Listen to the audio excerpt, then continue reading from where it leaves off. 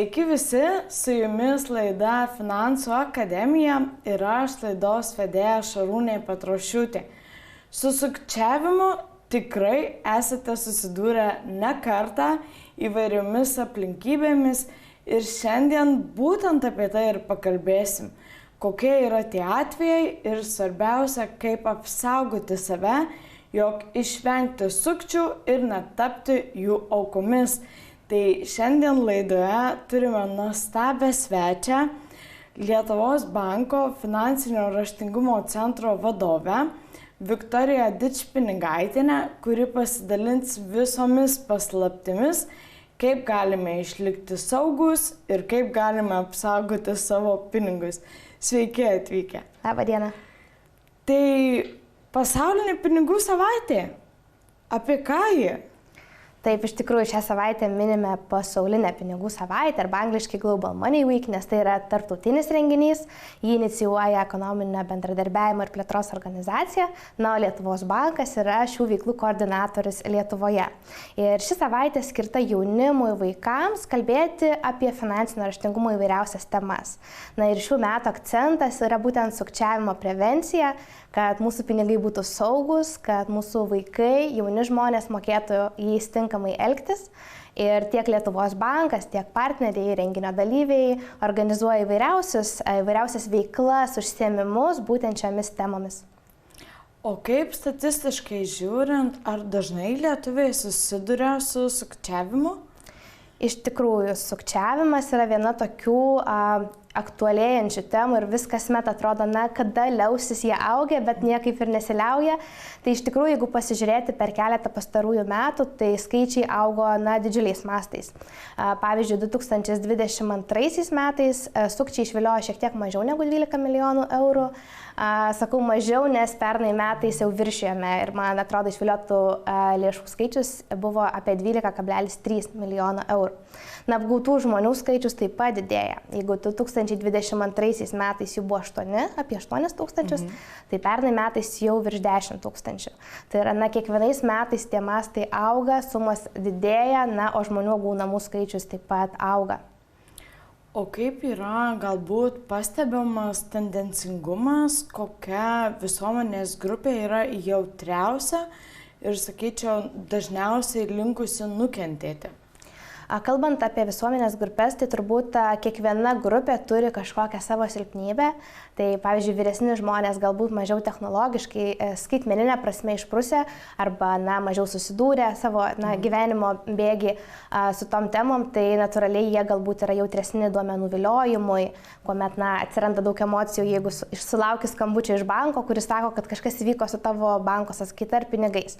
Tai vyresni žmonės galbūt šiai daliai jautresni. Jaunesni daugiau turbiausiai susivilioja investicinio sukčiavimo. Tas širdyje noras įgyvendinti svajonės, šioks toks godumas, galima sakyti, tai iš tiesų būdingiau galbūt jauniems. Bet kuriuo atveju, bet kuris žmogus gali pakliūti sukčių pinklės. Ir turbūt akcentas būtų, kad tai nėra gėda, nes mes dažnai linkę esam jausti gėdą arba kažkokį savimi nusivertinimą savęs, kad aš žioplys pakliuvau. Bet iš tikrųjų taip nėra, pakliūt gali kiekvienas ir tokiam istorijom reikia tik dalintis ir kad apsaugoti kitą. O kokie yra dažniausiai pasitaikantys atvejai? Kalbant apie atvejus, tai turbūt išskirčiau pirmiausia, kokie jie yra. Tai mes jūs taip Lietuvos bankė skirstome tokias 4 grupės.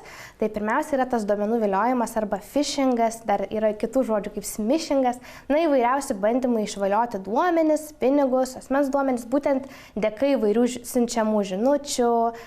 Tikriausiai ne vienas esame gavę, kad pandemijos metu čia toks juokinga žinutė sklandė, kad jūsų sąskaitai gresia karantinas. Išgelbėkite ją, atnaujinkite duomenis, paspaudę nuorodą. Taip pat iš valstybinės mokesčių inspekcijos dažnai gauname laiškai, žinoma, neteisingi laiškai, ar ne, su vairiom nuorodom, kur prašoma paspausti, atnaujinti duomenis. Ir sukčiai protingėja, jeigu seniau buvo nuorodas tokios keistų raidžių kratinys, dabar jau jie sugeba padaryti gražią, vizualiai atrodančią nuorodą ir reikia būti dėmesingiam ir budriem. Tai šis duomenų viliojimo būdas yra pats populiariausias. Pernai metais, man atrodo, apie 5000 tokių atvejų buvo, bet problema arba geroji žinia ta, kad išviliojama yra keliasdešimt, keli šimtai galbūt eurų, kurie yra vėliau, aišku, uždirbami ir žmogus galbūt pasimoko iš savo klaidos ir jos nekartoja. Didesnė problema yra su antruoju būdu investiciniu sukčiavimu. Ir čia jau išviliojamos lėšos yra fantastiškos. Tiesa, ateidama į šią laidą paieškojau, kokia galėtų būti ta didžiausia suma išviliota ir iš tikrųjų fantastiški skaičiai. Didžiausia suma, kokią man pavyko rasti viešoji žiniasklaidoj, tai buvo 164 tūkstančiai eurų. Viena moteris. Čia iš lietuvių? Taip, lietuvė, 49 metų moteris, iš kurios per 7 mėnesius investicinio sukčiavimo būdu buvo išviliota. Tai yra buvo kviečiama investuoti, galbūt jinai investavo, aš detalių nežinau, bet tikriausiai ji arba kažkokiame savo platformoje matė labai gerą grąžą, dėl ko jinai vis dėjo ir dėjo tos pinigus, ir po 7 mėnesių tik suprato, kad ją apgavo sukčiai. Taigi šis būdas taip pat beje yra augantis ir pernai metais, man atrodo, dvigubai tokių atvejų jau buvo lyginant su 2022. Tai vėlgi, čia reikia būti labai dėmesingiams, tas investicinis sukčiavimas, tas vidinis godumas mūsų, jisai mus gali kartais taip kabutėse pavesti. Trečias būdas yra romantinis. Ir čia tikriausiai irgi, beje, šis būdas taip pat augantis. Ir vėlgi, turbūt pandemija padarė savo įtaką, kad mes daugiau turim tų vienišų žmonių, kuriems trūksta to dėmesio, to bendrystės su kažkuo ir susiviliojama. Labai įdomių istorijų yra su tuo romantiniu sukčiavimu, nes viena Japonijoje, man atrodo, moteris romantinio sukčiavimo būdu prarado tikrai nemažai lėšų, nes jas pervedinėjo rusų astronautai, kuris užstrigo kosmose ir negalėjo grįžti į Žemę. Kažkaip taip ta istorija skambėjo ir ji norėjo padėti sugrįžti iš kosmoso, žodžiu, žmogui. Tai tokia irgi kurioziška situacija, atrodo, kaip žmogus galėjo patikėti, bet vėlgi aplinkybės matys yra skirtingos ir kartais mes patys galim padaryti tokių dalykų, kurių patys nesitikim.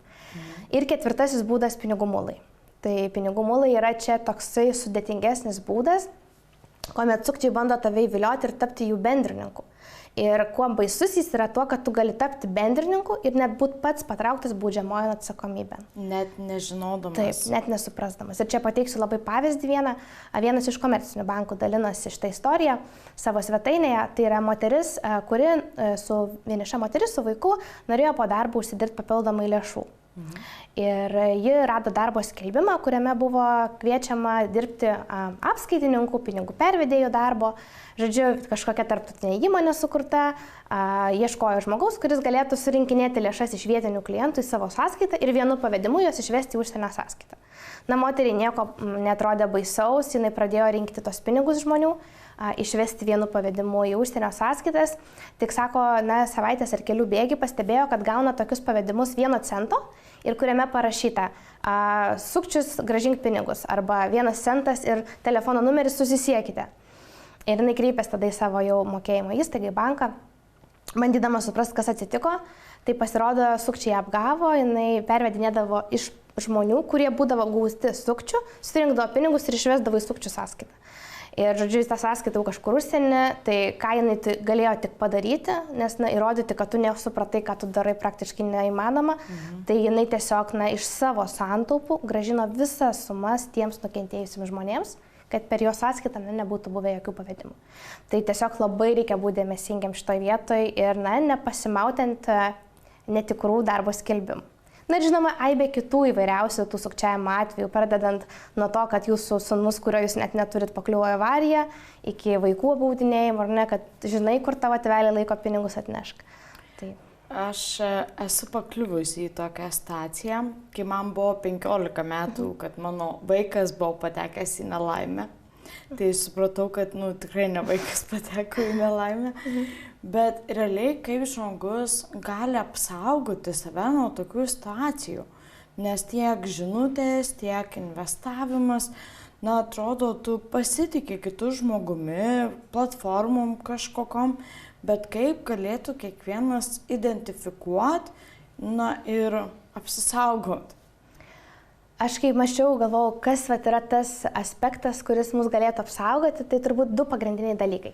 Vienas yra žinios, vienaip ar kitaip, be žinių, be supratimo, kas yra reikalinga mokėjimui atlikti arba nereikalinga, kokie duomenys yra mano asmens ir kuriuos aš turiu saugoti, mes turbūt nieko nesugalvosime geriau. Tai yra žinios, tai nuolat turim tave ugdyti, domėtis, naujovėm ypatingai. Antras dalykas - budrumas. Ir šioje vietoje jau niekas nepadės apsaugoti, tik tai savęs stabdymas, kad nepadaryk greitų, skubių sprendimų neapgalvojęs. Tai kalbant apie žinias, tai čia tikriausiai tiktų tas investicinis sukčiavimas ir kalbant apie jį, labai svarbu patikrinti, ar ta įmonė, kuri siūlo paslaugą, gali teikti tokias paslaugas Lietuvoje. Nes mes, pavyzdžiui, Lietuvos banke skelbėme sąrašą tokių įmonių, kurios net neturi teisės skelbti tokių paslaugų, bet svetainių mes užblokuoti irgi negalim, nes jos kažkur įsisteigia užsienį arba sukūrė tinklapius. Taip pat blokuojame svetainės, jeigu pamatome, tai tikrai kviečiam teikti skundų žmonėms. Lietuvos banko interneto svetainė nurodytais kontaktais ir mes jau esame virš 100 tokių svetainių, sukčių svetainių užblokavę. Ir kalbant apie tą budrumo dalį, tai čia vėlgi pasidalinsiu vieną istoriją. Mano draugė, protinga mergina, labai tikrai studijuoja doktorantūrą, atrodo, nebejoju jos žiniomis. Bet sako, aš labai ryte skubėjau į darbą. Jinai per Vintedą pardavinėjo drabužius ir sako, aš taip skubėjau ir viena moteris iš vakaro man labai daug klausimų uždavė apie tą suknelę vieną ir sako, ir išmatavimų, sako, aš ir matavau, ir spalvas ten visokiose šviesose siunčiau. Žodžiu, uždavė labai daug klausimų, tu net nebejoji, kad tas žmogus tikrai susidomėjęs. Ir ryte jinai sako, aš rišuosi batus, skubu, kraunuosi dar daiktus, jau žiūriu, kad vėluoju į autobusą ir gaunu žinutę, kad mokėjimo negali pavedimo man atlikti, nes mokėjimo kortelės kažkas tai neatsinaujino.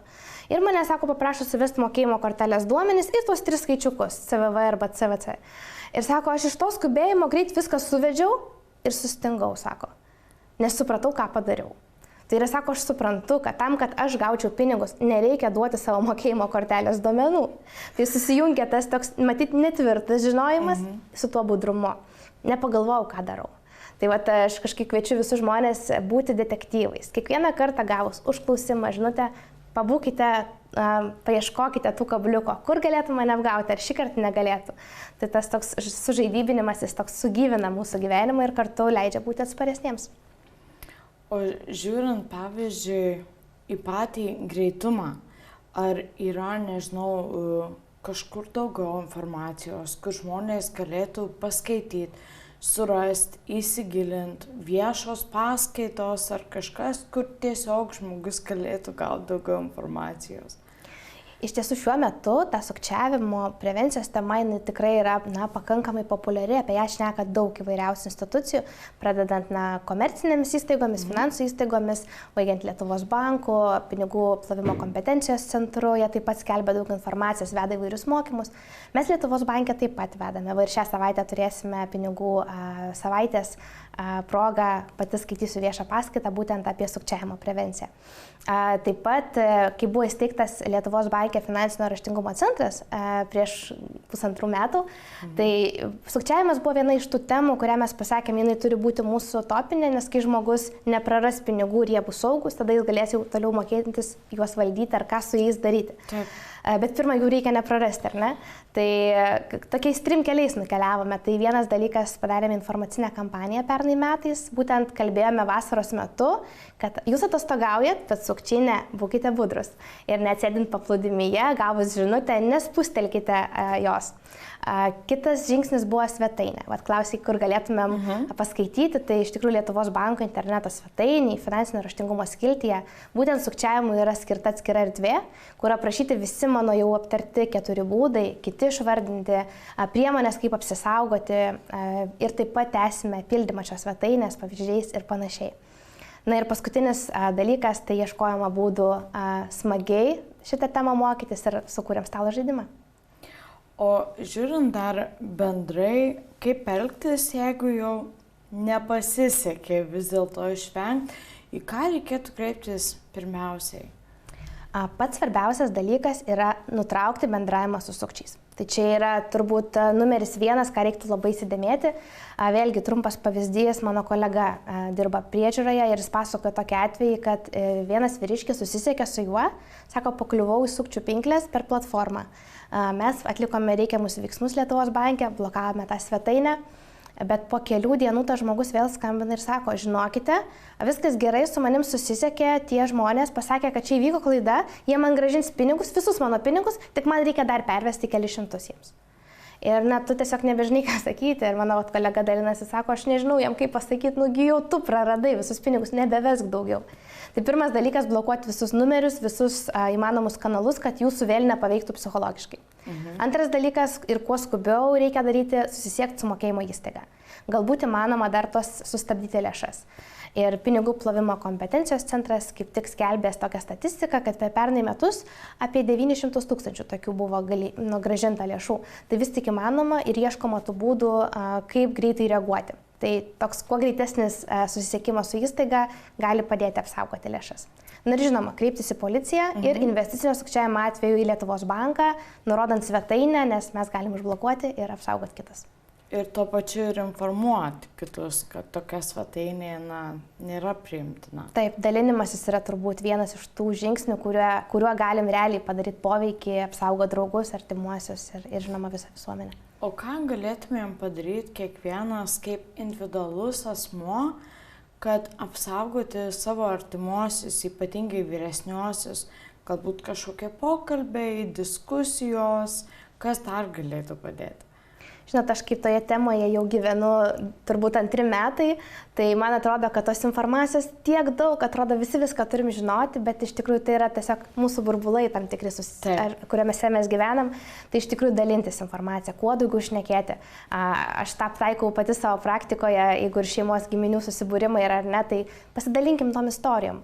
Internete jų pilna, paskaitykim, jų gali būti ir kurioziškų, juokingų, jos įsimena mums. Ir istorijos yra tas būdas atsiminti, iš karto prisimeni, kažkam tai buvo, gal kad man nebūtų taip. Ir dalinimasis, nuolatos kartojimas tos informacijos, nes jos nebūna per daug. Tai turbūt pagrindinis dalykas - kalbėti ir kalbėti apie tai. O mes kaip lietuviai ES, pavyzdžiui, kontekste labai prastai atrodom ar taip vidutiniškai? Turbūt sukčiavimas yra tema aktuali visiems. Konkrečių skaičių dabar neturiu, bet aš nemanau, kad mes labai kažkuo išskirtiniai, tačiau iš kitos pusės skaičiai rodo, kad tie mastai tikrai labai dideli. Bet visi kovoja su šitom problemom. Pati dabar galvoju, mačiau Ispanijos ar Portugalijos lankstinuką, kuriame buvo irgi tokie kaktusiukai nupiešti, irgi kalbėjo apie būtent sukčiavimo prevencijos klausimus. Tai iš esmės visiems aktuali tema ir verta apie ją daugiau ir daugiau kalbėti vis dar. Ir tas žaidimas, kuris puošia mūsų stalą, papasakokit daugiau apie jį. Kaip kilo pati idėja sukurti? Taip, tai iš tikrųjų tas žaidimas, aš jį parodysiu, ir kilo būtent kalbant apie tą sukčiavimą, ieškom būdų, kaip padaryti, kad žmogui būtų įdomu, kad patrauklu. Mane pačią, iš tiesų tas labai gal pavyzdys asmeninis, mane tėvai mokino nuo mažens įvairiausių dalykų, aš raidelių mokinausi žaidimo formą. Man išslapstydavo raidelės, aš eidavau ieškoti jų ir tada turėdavau pasakyti, kokia tai raidelė.